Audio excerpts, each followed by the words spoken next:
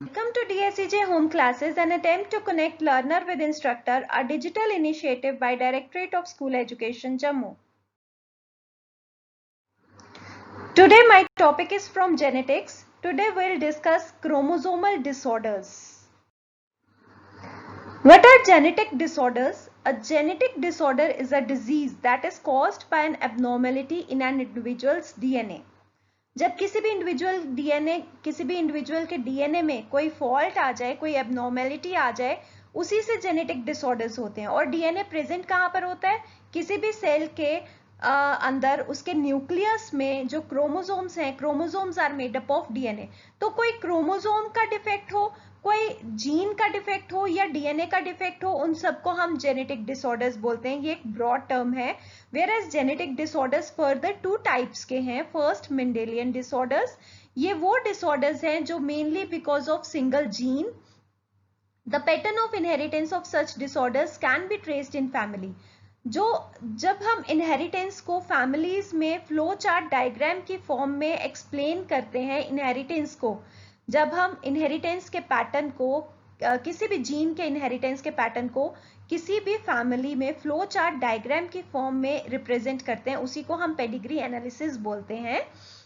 क्योंकि नॉर्मल जो जीन्स हैं वो प्रिंसिपल्स ऑफ इनहेरिटेंस जो मोस्टली रॉजर जॉन मेंडल ने एक्सप्लेन किए थे, उन्हीं को फॉलो करते हैं। और अगर उसमें कोई डिफेक्ट आ जाए उसको हम बोलेंगे मेंडेलियन डिसऑर्डर्स। और उसकी वजह से defect because of the single gene mutation, because of the mutation of the single gene, अगर इनहेरिटेंस पैटर्न में हम किसी पेडिग्री एनालिसिस से किसी और डिसऑर्डर को फॉलो कर सकते हैं तो उनको हम मेंडेलियन डिसऑर्डर्स बोलेंगे, like haemophilia, sickle cell anaemia, phenyl ketonuria या red green colour blindness etcetera. दूसरी है chromosomal disorders. They are caused by change in the number of chromosomes. जब number of chromosomes change हो जाए उसकी वजह से या तो पूरा का पूरा सेट चेंज होगा, पूरा का पूरा सेट में डबलिंग, या लेकिन ऐसा ह्यूमंस में नहीं होता। ह्यूमंस में या तो कोई भी क्रोमोसोम की एब्सेंस या उसकी एक्सेस या उसका एबनॉर्मल अरेंजमेंट हो, एक या एक से ज्यादा क्रोमोसोम्स का, उसकी वजह से आने वाले जो डिसऑर्डर्स हैं उनको हम क्रोमोसोमल डिसऑर्डर्स बोलते हैं। For example Down syndrome, Klinefelter syndrome, Turner syndrome. अब हम वन बाय वन इन सभी डिजीजेस को एक्सप्लेन करेंगे next part of this video. Next is haemophilia. Haemophilia को सबसे पहले एक्सप्लेन किया जॉन ऑटो ने 1803 में। हीमोफीलिया एक सेक्स लिंक डिजीज है। यहां पर आप देखो, आपको लास्ट वीडियो में मैंने बताया था that there are two types of chromosomes in human beings. First 22 pairs they are autosomes and last 23rd pair which is called as sex chromosome और एलोसोम और इडियोसोम। ये वो सेक्स क्रोमोसोम्स के दो क्रोमोसोम्स हैं, X chromosome and X chromosome in female and X and Y chromosome in mail.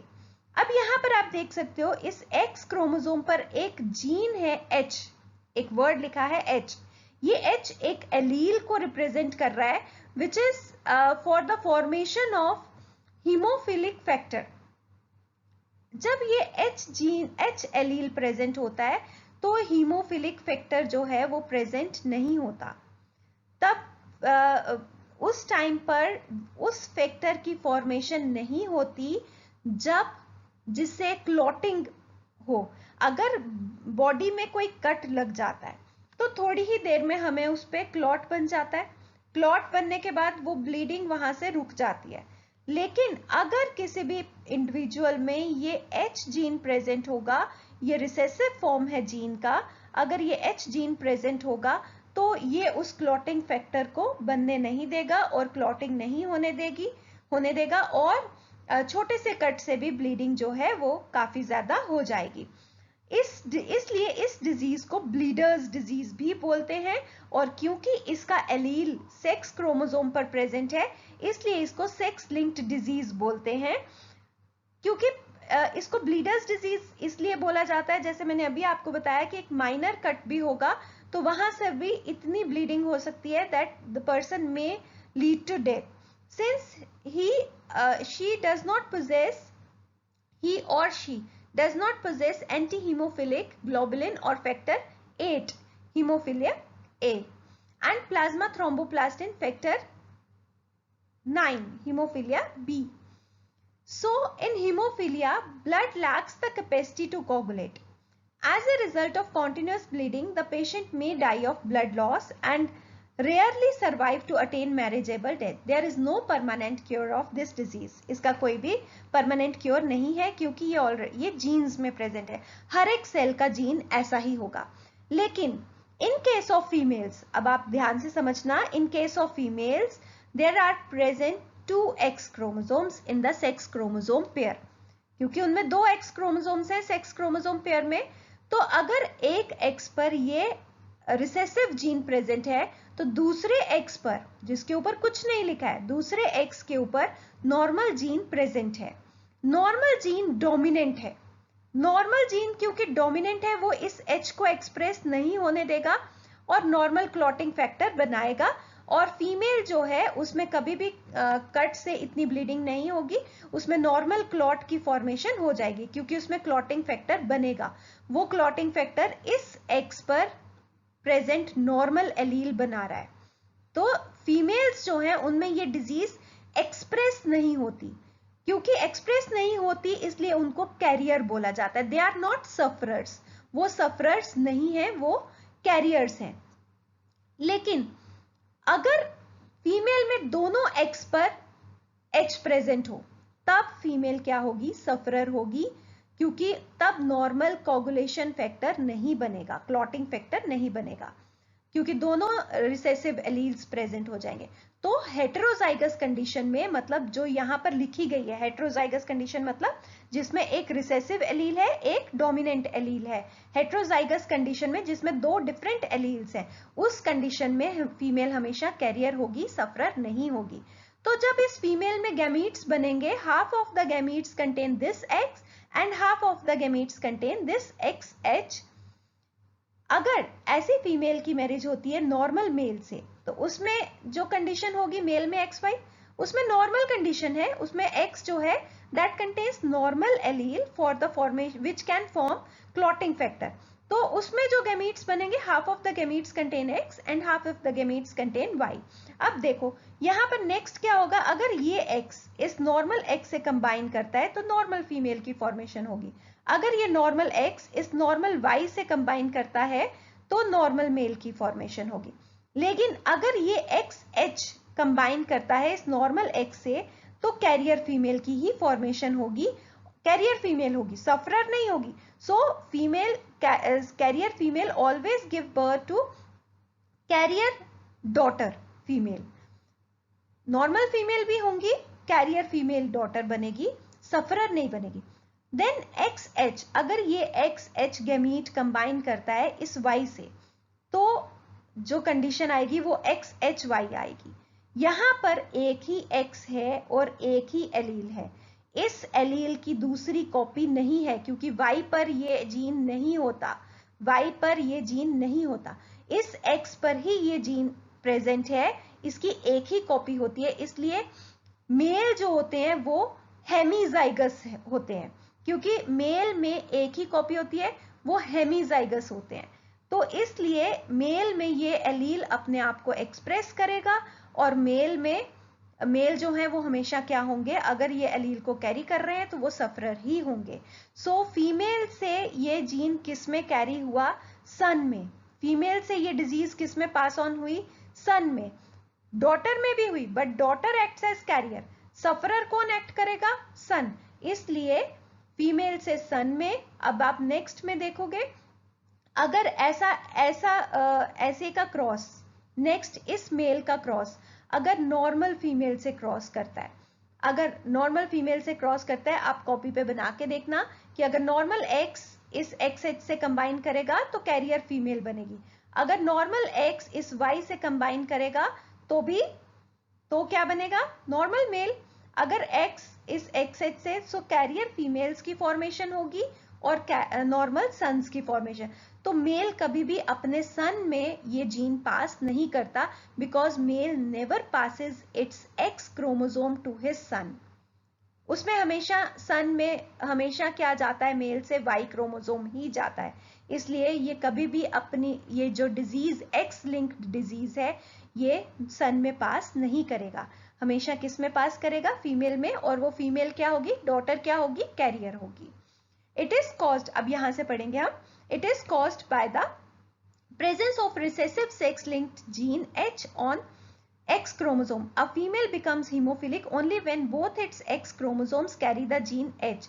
Such females generally die before birth because the combination, अगर female में ये होमोजाइगस कंडीशन में कभी आ जाए, ऐसा तभी होगा अगर कैरियर फीमेल की मैरिज किससे हो जाएगी, सफरर मेल से। बड़ा रेयर होता है ऐसा, कैरियर फीमेल की मैरिज अगर सफरर मेल से हो तब इस सफरर फीमेल की फॉर्मेशन होगी, लेकिन ये सरवाइव नहीं करेगी, बिफोर बर्थ ही डेथ हो जाएगी, क्योंकि ये कॉम्बिनेशन लीथल कॉम्बिनेशन है।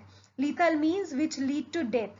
Such combination is produced only when mother is carrier and father is hemophilic. It is rare. Female in heterozygous condition is apparently normal but actually the carrier of the disease. In case of males, a single gene for the defect is able to express itself as the Y chromosome is devoid of any corresponding allele. So a male is said to be hemizygous for the allele. Carrier female transmits the gene to 50% of her sons. This disease is expressed, आप यहाँ पर देख सकते हो कि carrier female ने ये किस में पास की, जितने भी उसके सन्स थे, ये सन है और ये सन है, सिर्फ 50% सन्स में वो डिजीज को कैरी करेगी, 50% नॉर्मल रहेंगे, but is transmitted by females. Haemophilia also called as royal disease, इसको हम रॉयल डिजीज भी बोलते हैं, इसको हम ब्लीडर्स डिजीज भी बोलते हैं, इसको हम क्रिसमस डिजीज भी बोलते हैं। रॉयल डिजीज इसलिए बोलते हैं क्योंकि ये यूरोप की रॉयल फैमिलीज में प्रेवलेंट थी, because the gene for it is present in queen Victoria, और क्वीन विक्टोरिया से ये आगे स्प्रेड हुआ। Next disease is red green colour blindness. This red green colour blindness is also called as Daltonism. It was first of all found in 1911 by Wilson. Wilson detected the specific gene for this disease. इसका gene भी किस पर present है, x chromosome पर, बिल्कुल जैसे हमने haemophilia में देखा ऐसा ही यहाँ पर है। आप यहाँ पे डायग्राम में देखो, यहाँ पर फीमेल में 2 एक्स क्रोमोसोम्स हैं और एक एक्स क्रोमोसोम जो है ये कलर ब्लाइंडनेस के लिए जीन जो है, एलील जो है कैरी कर रहा है, और दूसरा एक्स नॉर्मल है। दूसरा जो नॉर्मल एक्स है वो नॉर्मल फंक्शन करेगा और फीमेल जो है वो सफरर नहीं होगी, कैरियर होगी। Whereas in case of male, when such a female marries with male, normal male, तब क्या कॉम्बिनेशन बनेगा, आप यहाँ पे देखो, ये दोनों जीन्स जो हैं ये दोनों क्रोमोसोम सेपरेट हो जाएंगे, दे गो इनटू द डिफरेंट ओवा, डिफरेंट गैमीट। इसी तरीके से एक्स और वाई कंटेनिंग गैमीट्स भी डिफरेंट होंगे। जब इनका हम पनेट स्क्वायर बनाएंगे, आप देखोगे ये एक्स और ये एक्स कंबाइन करेंगे, मतलब ये एक्स और ये x, these are from female gametes, these are male gametes। तो यहाँ पर नॉर्मल गर्ल की फॉर्मेशन हो रही है, कैरियर गर्ल की फॉर्मेशन हो रही है, normal boy and colour blind boy. So female carrier थी, लेकिन उसका जो सन है वो क्या है, कलर ब्लाइंड है। So female always carry the disease to the son. Next condition में जब ये सन मैरी करेगा विद नॉर्मल गर्ल, जब नॉर्मल गर्ल से मैरी करेगा तो फर्दर किसकी फॉर्मेशन होगी, कैरियर फीमेल की। और अगर कहीं नॉर्मल ये कलर ब्लाइंड मेल की मैरिज हो जाती है विद कैरियर गर्ल, तब फॉर्मेशन होगी किसकी, सफरर फीमेल की, जो रेयर है।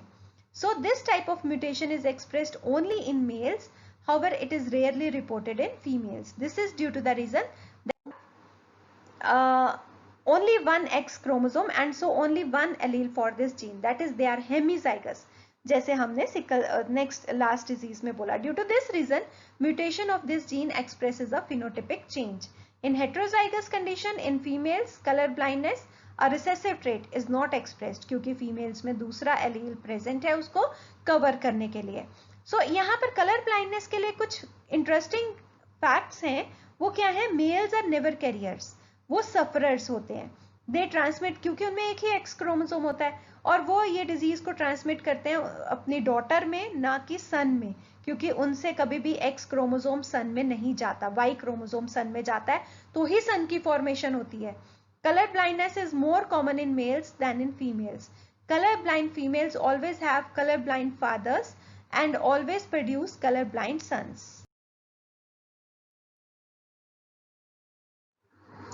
Then next disease is sickle cell anemia. Very interesting topic. An interesting example of genetic disorder is hereditary disease sickle cell anemia. ये sickle cell anemia क्यों होता है? क्योंकि हमारे ब्लड में, यहाँ पर आप देखो, यहाँ पर लिखा है हमारे ब्लड में आरबीसीज हैं। आरबीसी के अंदर क्या प्रेजेंट होता है, हीमोग्लोबिन, और हर एक हीमोग्लोबिन में 4 पॉलीपेप्टाइड चेन्स होती हैं, 2 अल्फा और 2 बीटा। और इन पॉलीपेप्टाइड चेन्स को बनाने के लिए मैसेज किस में है, जीन में। और जीन किससे बना है, डीएनए से। डीएनए में नाइट्रोजनस बेस पेयर्स होते हैं। डीएनए में क्या होता है बेटा, nitrogenous base pairs. 3 nitrogenous base pairs जो हैं वो कोड करते हैं एक एमाइनो एसिड के लिए। फॉर एग्जाम्पल, जैसे यहाँ पर वेलिन लिखा है फर्स्ट एमाइनो एसिड, इसके लिए कितने नाइट्रोजनस बेस पेयर्स ने कोड किया होगा, 3। फर्स्ट 3 ने वेलिन के लिए, नेक्स्ट 3 ने ल्यूसीन के लिए, नेक्स्ट 3 ने ल्यूसीन के लिए, नेक्स्ट 1 ने थ्रियोनिन के लिए, उससे नेक्स्ट 3 ने प्रोलीन के लिए, उससे नेक्स्ट 3 ने ग्लूटामिक एसिड के लिए। तो ये ग्लूटामिक एसिड जो है ये 6th एमाइनो एसिड है। लेकिन जब यहाँ पर हीमोग्लोबिन, डिफेक्टिव हीमोग्लोबिन जीन आ जाता है, उस टाइम पर इसका जो नाइट्रोजनस बेस पेयर है ये जो कोड कर रहा है ग्लूटामिक एसिड के लिए, उसमें चेंज आ जाती है। और उसमें चेंज आने की वजह से ग्लूटामिक एसिड की जगह कौन आ जाता है, वेलिन। उसमें कौन आ जाता है, वेलिन। तो वेलिन जो है that occurs in place of glutamic acid, जिसकी वजह से बीटा पॉलीपेप्टाइड चेन जो है ये डिफेक्टिव हो जाती है। और इस बीटा पॉलीपेप्टाइड चेन के डिफेक्टिव होने की वजह से ये डिफेक्टिव चेन ओपन हो जाती है और आरबीसी की शेप को भी चेंज कर देती है। In sickle cell anaemia a change in shape of RBC cells occur in the venous blood being deficient in oxygen tension. Now ये जो बीटा पॉलीपेप्टाइड चेन है it is unable to carry oxygen, क्योंकि ये oxygen को carry नहीं कर सकती, इसलिए यहाँ पर एनीमिया हो जाता है ऐसे पर्सन को। और इनके एरिथ्रोसाइट्स में भी मार्केबल चेंज आ जाती है और वो सिकल शेप्ड बन जाते हैं instead of round. As a result rupturing of cell may take place and chronic hemolytic anemia is caused. This disease is caused when gene responsible for hemoglobin produced by recessive allele differs in one amino acid, that is it incorporates valine in place of glutamic acid, जैसे मैंने अभी आपको यहाँ पर explain किया। अब यहाँ पर आप देख सकते हो कि नॉर्मल एरिथ्रोसाइट्स इस तरीके से दिखते हैं किसी भी नॉर्मल पर्सन में, लेकिन अगर ये जैसे हेट्रोजाइगस कंडीशन है, HbA is normal, HbS is abnormal condition, abnormal allele यहाँ पर प्रेजेंट है। इस कंडीशन में यहाँ पर क्या है, यहाँ पर ये हाफ आरबीसीज नॉर्मल होंगे, हाफ आरबीसीज इस तरीके के सिकल शेप्ड होंगे।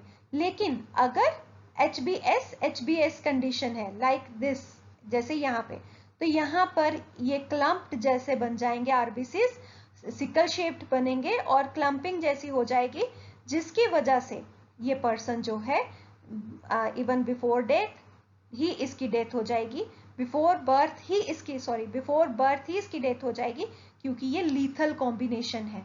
जैसे लास्ट केस में हमने पढ़ा, ये भी क्या है, लीथल कॉम्बिनेशन है, तो ये सरवाइव नहीं करेगा।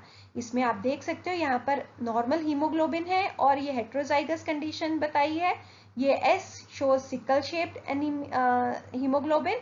तो जब नॉर्मल HbA और HbA कंबाइन करेंगे तो नॉर्मल की फॉर्मेशन होगी, HbA और HbS कंबाइन करेंगे तो कैरियर की फॉर्मेशन होगी, HbS कंबाइन करेंगे तो उस टाइम पर एक ऐसे पर्सन की डेथ फॉर्मेशन होगी जो होमोजाइगस होगा for the sickle cell anaemia, और ये बिफोर बर्थ ही डेथ हो जाएगी क्योंकि ये लीथल कॉम्बिनेशन है। सो यहाँ पर सिकल सेल एनीमिया ये जो डिजीज है ये प्रेवलेंट है अफ्रीका में, और is also found in some other parts of the world. लेकिन अफ्रीका में जहां पर मलेरिया है वहां पर ये ज्यादा प्रेवलेंट है और मेजर कॉज भी है डेथ का। लेकिन अब इससे बेनिफिट मिल रहा है। कब बेनिफिट मिलता है? अगर ये HbA-HbS कंडीशन हो जाए तो मलेरिया भी ऐसे पर्सन को इफेक्ट नहीं कर सकता। In heterozygotes, HbA-HbS, some red cells contain hemoglobin A, other hemoglobin S, because both the types of hemoglobin rather than a single intermediate form are produced. It is also a case of codominance, क्योंकि यहाँ पर HbA normal hemoglobin बना रहा है, HbS sickle shaped hemoglobin बना रहा है, RBCs बनाएगा, ये normal RBCs बनाएगा। तो क्या होगा, ऐसे पर्सन में दोनों एलील्स अपने आप को एक्सप्रेस कर रहे हैं, इसलिए ये कोडोमिनेंस का एक एग्जाम्पल है। यहाँ पर एक डोमिनेंट और एक रिसेसिव नहीं है, इसलिए ये डोमिनेंट रिसेसिव रिलेशनशिप नहीं है। क्या है? Codominance. Under normal condition heterozygotes manifest none of the severe symptoms of HbS persons, though they may suffer some periodic discomfort and even develop anemia after a time at high altitude. Sickle cell anemia can also be considered a case of lethal gene. जैसे मैंने अभी आपको बताया कि ये lethal gene होगा इन homozygous condition. इस condition में लीथल जीन को हम कैसे डिफाइन करेंगे? ये वो जीन है whose phenotypic effect is sufficiently drastic to kill the bearer. Expected ratio in lethal gene case comes equal to 2:1. In sickle cell anemia, death is caused in HbS condition.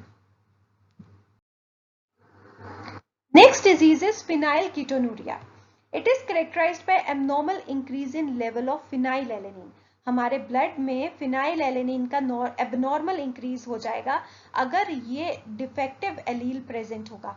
क्योंकि ये allele defective है तो ये एक enzyme जिसको बोलते हैं phenylalanine hydroxylase, इसकी फॉर्मेशन नहीं कर पा रहा। ये एंजाइम की एब्सेंस में फिनाइलएलेनिन का लेवल बढ़ जाएगा। नॉर्मली ये अगर इसका लेवल बढ़ेगा तो ये फिनाइलएलेनिन किस में कन्वर्ट हो जाता है? फिनाइल पायरुविक एसिड में, जो ब्रेन को डैमेज करेगा और मेंटल रिटार्डनेस कॉज कर देता है चिल्ड्रन में। ये भी एक ऑटोसोमल रिसेसिव ट्रेट है जैसे लास्ट वन थी। उसके बाद नेक्स्ट है डाउन सिंड्रोम और मोंगोलिज्म। ये क्रोमोसोमल डिसऑर्डर है। मोंगोलिज्म और down syndrome was reported by Langdon down in 1866. It is due to trisomy of 21st chromosome, so that यहाँ पर number of chromosomes क्या हो जाता है? 47. नॉर्मल ह्यूमन बीइंग में क्रोमोसोमल नंबर कितना होता है? 46. लेकिन यहाँ पर एक एक्स्ट्रा 21st क्रोमोसोम, हर एक क्रोमोसोम की हमारे अंदर दो कॉपीज होती हैं, लेकिन यहाँ पर 21st क्रोमोसोम की 3 कॉपीज आ जाती हैं, इसीलिए इसको क्या बोला गया? ट्राइसोमी। और क्योंकि 3 कॉपीज आ गई, दो थे तो 46 थे, अब एक एक्स्ट्रा कॉपी है तो नंबर ऑफ क्रोमोसोम्स कितना हो जाएगा? 47. Such condition of trisomy appears due to formation of N+। Normally जो गैमीट बनता है वो N होता है, N मतलब 23 क्रोमोसोम्स। यहाँ पर 23 क्रोमोसोम्स नॉर्मल प्लस एक एक्स्ट्रा 21st क्रोमोसोम गैमीट में आ जाता है, या तो मेल गैमीट में या फीमेल गैमीट में। किस वजह से आता है? जिस भी गैमीट में आएगा उसमें जब मियोसिस से उसकी फॉर्मेशन हो रही थी तो नॉन डिसजंक्शन फिनोमिना हुआ। नॉन डिसजंक्शन होता है जब 2 क्रोमोसोम, होमोलोगस क्रोमोसोम सेपरेट नहीं होते एनाफेज स्टेज में। नॉन होमोलोगस, ये आप मियोसिस की जो वीडियो है उसमें आप देख सकते हो कि एनाफेज स्टेज में, एनाफेज 1 में कैसे होमोलोगस क्रोमोसोम्स की सेपरेशन होती है। लेकिन अगर किसी क्रोमोसोम की सेपरेशन ना हो पाए और दोनों के दोनों क्रोमोसोम्स एक ही पोल पर चले जाएं, उसको हम बोलते हैं नॉन डिसजंक्शन। और ये ट्राइसोमी जो है 21st क्रोमोसोम की, या डाउन सिंड्रोम जो है, ये भी नॉन डिसजंक्शन के कारण होता है। दोनों 21st क्रोमोसोम एक ही सेल में चले जाते हैं। अब मेल गैमीट अगर N+1 है, अगर उसकी नॉर्मल गैमीट N ओवा के साथ, N के साथ अगर फर्टिलाइज करेगा तो किसकी फॉर्मेशन हो जाएगी? N फ्रॉम ओवा एंड N+1 फ्रॉम स्पर्म, या उल्टा भी हो सकता है, N from sperm and N+1 from ओवा। तो कुछ भी कंडीशन हो, अगर एक एक्स्ट्रा 21st क्रोमोसोम है तो उसको हम क्या बोलेंगे? Down syndrome. This type of meiotic abnormality is not expected to run in families, लेकिन कभी कभी फेमिलियल डाउन सिंड्रोम ऐसी फैमिलीज में हो जाता है बिकॉज ऑफ ट्रांसलोकेशन ऑफ, क्योंकि उनमें 21st क्रोमोसोम का कुछ पार्ट वहां से अलग होके क्रोमोसोम 14 पर अटैच हो जाता है। तो 21st क्रोमोसोम नॉर्मल जा रहा है, लेकिन 14th क्रोमोसोम पर उसका एक्स्ट्रा पार्ट आ रहा है। दैट मीन्स पार्शियल आप कह सकते हो ट्राइसोमी ऑफ क्रोमोसोम 21। ऐसी कंडीशन को हम बोलते हैं फेमिलियल डाउन सिंड्रोम। जब डाउन सिंड्रोम होता है तो पर्सन को हम कैसे आइडेंटिफाई कर सकते हैं? उसमें ऐसे पेशेंट में ब्रॉड फोरहेड होगा, शॉर्ट नेक होगी, फ्लैट हैंड्स होंगे विद स्टबी फिंगर्स, माउथ ओपन रहता है most of the time, lower lip बाहर की तरफ प्रोजेक्ट होता है विद लॉन्ग एक्सटेंडेड फरोड टंग। और ऐसे बच्चे जो हैं वो मेंटली रिटार्डेड होते हैं। Child is Mongoloid in appearance with slanting eyes and fold on the eyelid. Now next type of syndrome is Klinefelter syndrome. इसमें भी क्रोमोसोम नंबर 47 हो जाता है इंस्टेड ऑफ 46। अब उसमें 21st क्रोमोसोम की ट्राइसोमी थी, इसमें 6 क्रोमोसोम की ट्राइसोमी है। इसमें 6 क्रोमोसोम में 2 क्रोमोसोम्स इकट्ठे ही नॉन डिस्जंक्शन से एक ही गैमीट में चले जाते हैं। नॉर्मली होता है एक एक्स एक गैमीट में, दूसरा एक्स दूसरे गैमीट में, या मेल में एक एक्स एक गैमीट में, वाई दूसरे गैमीट में, लेकिन यहाँ पर किसी ना किसी एक में 2 क्रोमोसोम्स एक ही गैमीट में चले गए हैं। तो ऐसे पर्सन के सिम्टम्स क्या हैं? नॉर्मली ये मेल होते हैं क्लाइनफेल्टर सिंड्रोम, लेकिन इनमें कुछ फेमिनिन कैरेक्टर्स होते हैं, जैसे enlarged breasts, one long limb, degeneracy of seminiferous tubules, sparse body hairs, mental retardation, etc.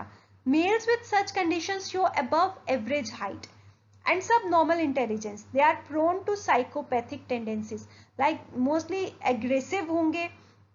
ऐसे persons aggressive होते हैं, prone to fight करने में सबसे आगे होंगे, और criminal bent of mind भी कई बार देखा गया है। लेकिन मोस्ट ऑफ द कई केसेस में बिल्कुल नॉर्मल मेल के जैसे लगते हैं। लेकिन सिर्फ इनको पहचान कैसे होगी इनमें? क्योंकि इनमें एक एक्स क्रोमोसोम ज्यादा है जो बार बॉडी के जैसे अपीयर हो जाएगा। नॉर्मली मेल में एक बार बॉडी होती है, यहाँ पर इस केस में 2 बार बॉडीज आ जाएंगी किसी भी मेल में। देयर में be greater number of x chromosome 44 plus XXXY, ज्यादा भी हो सकते हैं। यहाँ पर फीमेल में भी नॉन डिस्जंक्शन हुआ ओवा फॉर्मेशन के टाइम पे, और मेल में भी नॉन डिस्जंक्शन हुआ at the time of formation of sperm. ऐसी केस में 2 बार बॉडीज आ जाएंगी, या बार बॉडीज ऐसे ही इंक्रीज कर सकती हैं। ऐसे केस में स्केलेटल एबनॉर्मेलिटीज इंक्रीज होती जाएंगी, मेंटल एबिलिटी चेंज होती जाएगी। The addition of extra Y leads to 44 plus XYY chromosomes, ऐसी भी रेयर कंडीशन आ जाती है।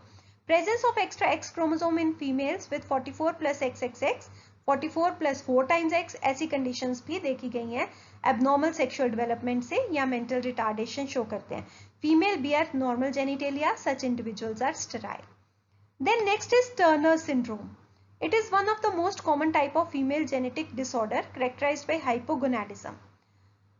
Incidence rate is 1 in 2500 to 3000 live female births.